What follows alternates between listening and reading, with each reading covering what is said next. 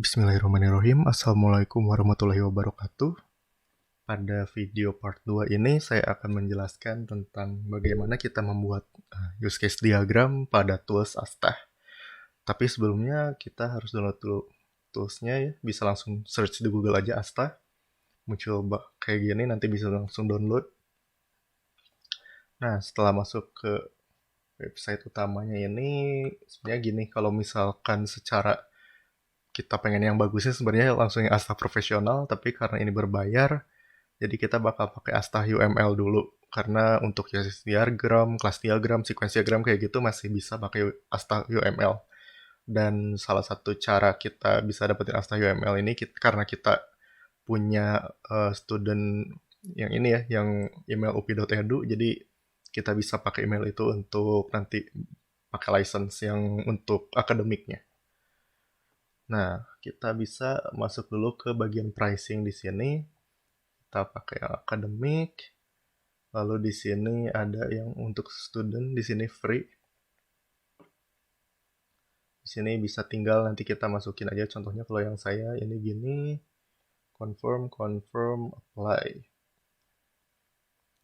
Nah, nanti ketika kita udah apply itu, kita bakal dapetin ini di email tuh dari Asta. Nah, nanti bisa tinggal download filenya, isinya itu nanti zip yang bisa diekstrak, isinya nanti ada XML, ada file XML-nya.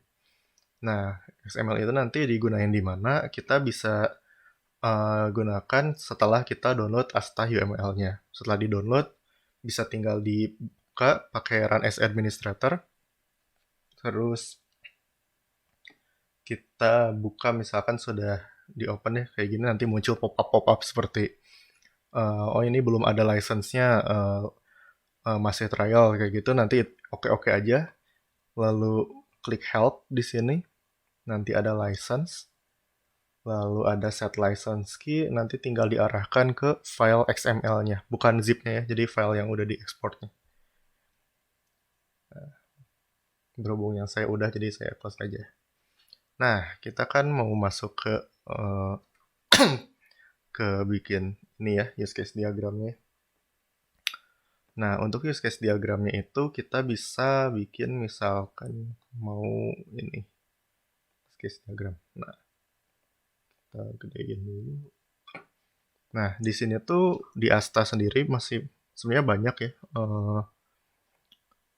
apa ya, kayak bisa bilang banyak fiturnya gitu ya, dari mulai untuk di sini ada aktor-aktornya kayak gitu. Di sini untuk bikin use case, lalu ada di sini untuk asosiasinya, di sini ada dependensinya, dan ini generalisasi dan masih sebagainya gitu ya. Di sini masih banyak. Nah, di sini juga ada selayaknya gimana kita biasa gitu ya, ada untuk teks gitu. Kayak kalau misalkan dulu ada yang udah nyoba di Draw.io kan ada teks kayak gini-gini juga. Nah, sebelumnya kita coba dulu aja ya. Kita coba misalkan ini, kita bikin nih aktor. Namanya misalkan sederhana lah, user dulu gitu ya. Atau ada juga admin misalkan di sini. Nah, kita simpan misalkan gini. Ini nanti disesuaikan ke sistem masing-masing gitu ya. Katakan mungkin user penggunanya mungkin ada yang beda aktor-aktornya, ada yang langsung user admin gini, ada yang mungkin mahasiswa, ada yang mungkin ada mahasiswa dan dosen, tapi itu dipisah gitu ya, tidak apa ya, dua-duanya punya hak aksesnya masing-masing misalkan. Contohnya seperti ini, kita pasang use case-nya. Tapi sebelumnya kita namain dulu deh, ininya misalkan sistem apa ya, akses berita UPI. Misalkan gitu ya. Nah, use case-nya misalkan ada melihat berita terbaru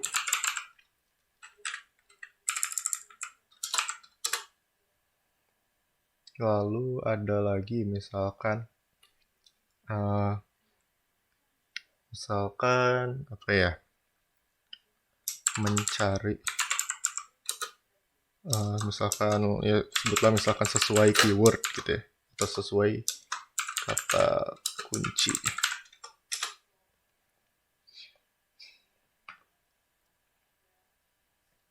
Lalu ada lagi misalkan di sini melihat data user.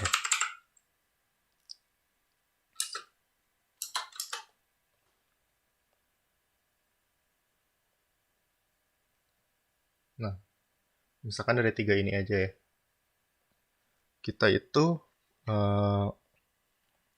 punya user di sini yang bisa melihat berita terbaru misalkan, maka asosiasinya pun ke sini ya, pakai garis aja.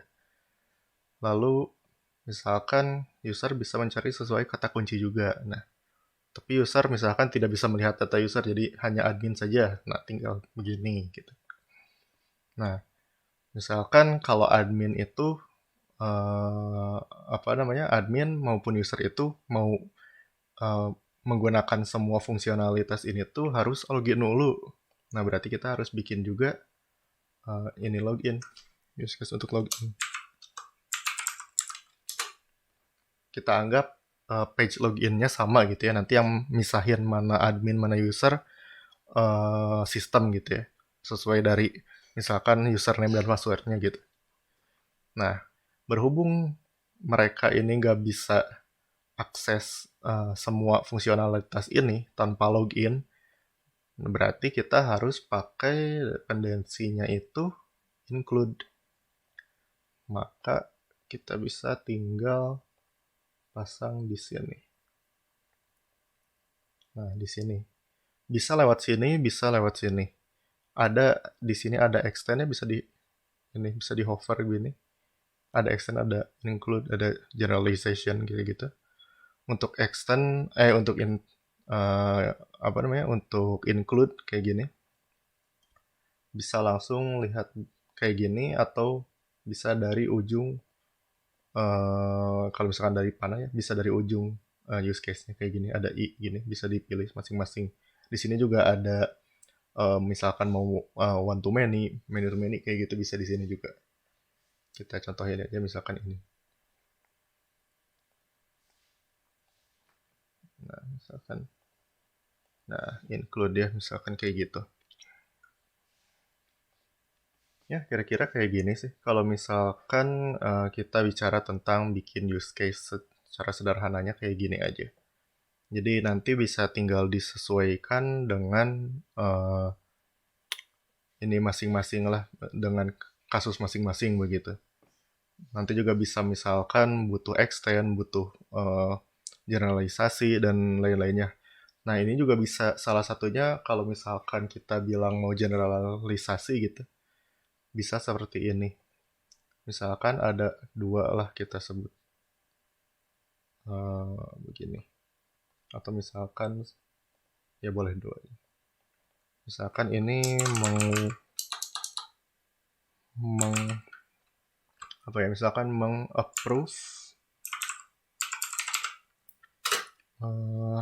akses user. Misalkan yang ini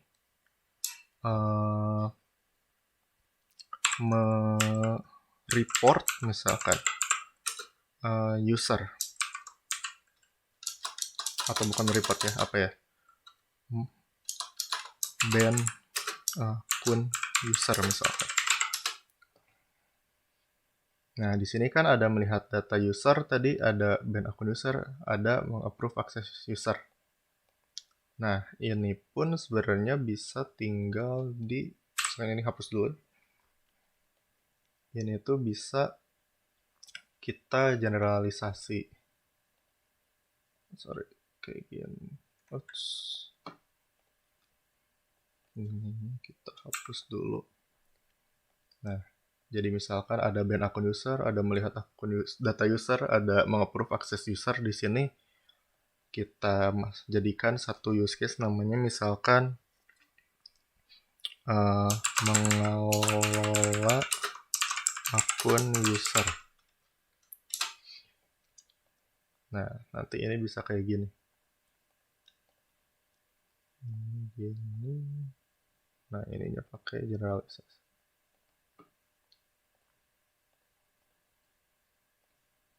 Nah, untuk generalisasi kayak gitu. Untuk aktor pun bisa gitu. Misalkan user, aktornya misalkan ada mahasiswa, ada lagi misalkan dosen misalkan. Nah, ini bisa aja sebenarnya kayak gini. Ya, lanjut ke video ketiga ya nanti untuk sequence diagram.